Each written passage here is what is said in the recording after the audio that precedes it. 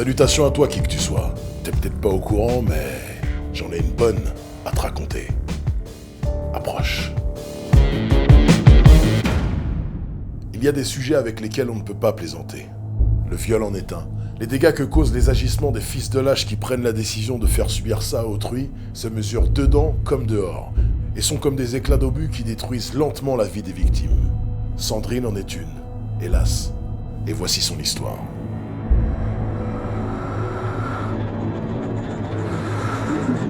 Sandrine avance dans la vie comme une jeune fille normale. Son traumatisme en elle, sur lequel elle a travaillé pour qu'il n'ait pas un effet culpabilisant inhibiteur dans son quotidien. Elle est forte et passe par-dessus, elle fait face, elle veut s'épanouir comme toutes les autres. Malheureusement, depuis un bout de temps, elle souffre de ce qui peut, de prime abord, apparaître comme un simple désagrément quotidien, facile à faire disparaître, mais qui la chiffonne pas mal car il est un frein au lien social de tous les jours. Elle a mauvaise haleine, mais vraiment un machin pas cool. Comme si elle avait un cadavre de thon en décomposition dans la gorge. T'imagines le truc? Elle le sent et elle sait que les autres aussi. Ses amis ont du mal à aborder ce sujet délicat avec elle. Ils ne veulent pas la blesser psychologiquement. Ils savent par quoi elle est passée. En même temps, c'est super gênant pour tout le monde. La situation devient compliquée et absurde. Du coup, Sandrine n'ose plus trop parler et sortir. Et sans s'isoler complètement, elle se met en retrait. Ce qui n'est pas bon pour qu'elle continue à avoir confiance en elle. Côté garçon, c'est encore fragile. Elle a besoin de prendre son temps et d'être sûre de leurs intentions la concernant. C'est la raison pour laquelle elle privilégie les relations amicales masculines en exprimant son béguin tout doucement à celui avec qui il pourrait éventuellement se passer quelque chose. Seulement là, tout est remis en cause. Son dernier rendez-vous a été un fiasco total, car la honte qu'elle ressent à cause de l'odeur de son haleine l'a rendue quasi muette. Son cavalier a eu beau faire semblant que tout allait bien et qu'il ne remarquait rien, tu comprendras que l'ambiance a quand même bien été plombée. Depuis, il ne donne plus de nouvelles. Sandrine est dégoûtée et démoralisée.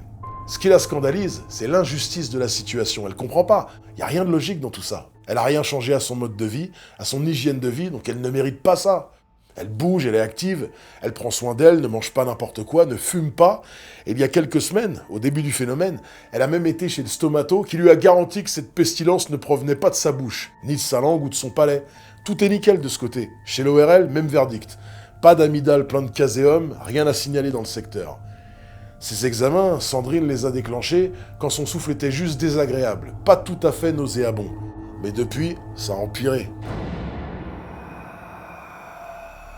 Elle pense que c'est peut-être son estomac, pourtant elle n'a à déplorer aucun problème de digestion. Alors seule, elle a tenté à plusieurs reprises d'établir son propre petit diagnostic, en essayant de regarder avec un miroir au fond de sa bouche, en appuyant sur son ventre et en rotant pour recueillir dans le creux de sa main les effluves profondes, voir si l'odeur est similaire à ce qu'elle sent lorsqu'elle respire. Mais en fait, tout ça ne sert pas à grand-chose. De surcroît, cette mauvaise odeur, est-ce qu'elle-même la sent encore aussi fort qu'elle est vraiment? Elle a dû s'y habituer à force. Et pourtant, ça la dégoûte pour de vrai.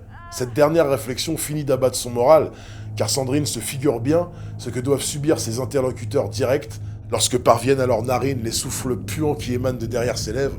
Ça doit être assez semblable à ce qui émane d'un cloaque. Cloîtrée chez elle depuis plusieurs jours, elle n'ose plus mettre le pied dehors. Elle se tâte, elle check sa langue, sa respiration sans cesse et ça tourne à l'obsession. Lors de ses autopalpations, elle ressent une douleur à l'abdomen, la même qui l'empêche de dormir sur le flanc droit depuis des années. Et si jusqu'ici elle n'y a guère prêté attention, aujourd'hui, compte tenu du contexte, ça la fait cogiter, et en toute logique, angoisser.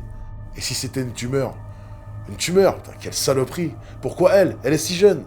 N'a-t-elle pas déjà trop subi? Elle ne le mérite vraiment pas. Remarque, Tati Véronique a eu la même chose. Elle n'était pas si vieille non plus, à 36 ans, cancer de l'estomac.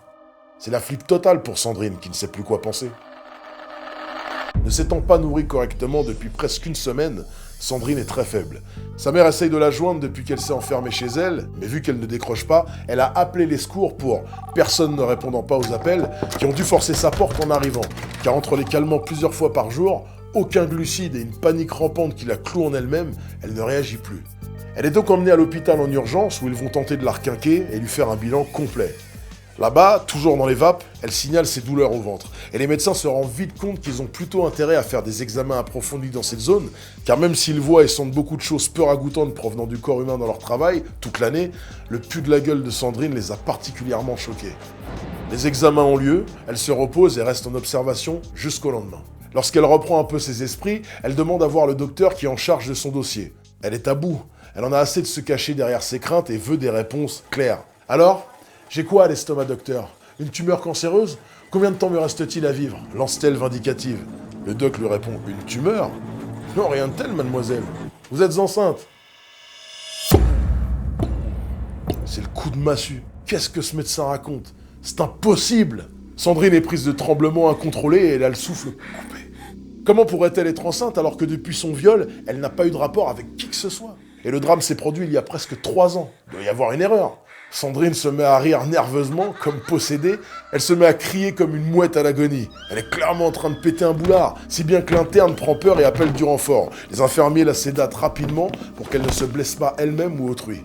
Plus tard dans la journée, sa mère est appelée pour l'aviser de l'évolution de la prise en charge de sa fille, et elle décide de se rendre immédiatement à l'hôpital. Là, elle donnera des explications plus précises sur Sandrine, son passé et ses particularités. Elle expliquera aussi pourquoi elle ne peut pas être enceinte, n'ayant connu personne depuis plusieurs années.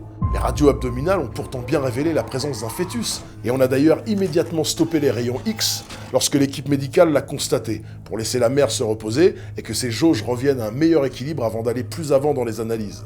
C'est un petit fœtus, d'un peu moins de 3 mois. Il est bien dans le ventre de Sandrine. La maman de cette dernière dit que quelque chose ne va pas, voire quelque chose de grave.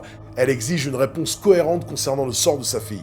Interpellés, surpris, intrigués, les soignants promettent une nouvelle batterie de tests le lendemain pour y voir plus clair. La nuit sera longue et terrible pour la mère de Sandrine, en proie à de nombreuses interrogations aussi inquiétantes qu'indicibles.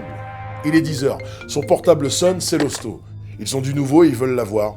Sur place, on la rassure d'abord sur la santé de Sandrine, qui ne risque pas sa vie, mais qui entre dans les annales du bizarroïde bien malgré elle. En effet, le fœtus dans son ventre est un lithopédion, le terme est lâché.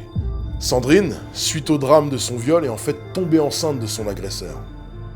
Le choc psychologique de ce qu'elle a subi, ajouté au déni de tout ce qui se rapproche de près ou de loin de cet incident, a provoqué une grossesse extra-utérine qui n'est pas arrivée à son terme, et créé un fœtus peu développé qui est mort sans avoir jamais été expulsé et jamais diagnostiqué. Il s'est ensuite calcifié et est devenu un véritable bébé pierre dans le ventre de Sandrine. Là depuis longtemps, il est également à l'origine de ces énormes problèmes d'haleine. Suite à de petites nécroses, des micro-infections, certaines émanations sont remontées au fil du temps dans son organisme, jusqu'à envahir son souffle devenu pestilentiel au fur et à mesure que ce petit corps dur et mort pourrissait à l'intérieur. Sandrine était devenue une maman malgré elle, une maman du malheur traumatique. Elle portait en elle la mort sans le savoir, comme le poids du drame enfoui dans son passé. Et y a rien à ajouter.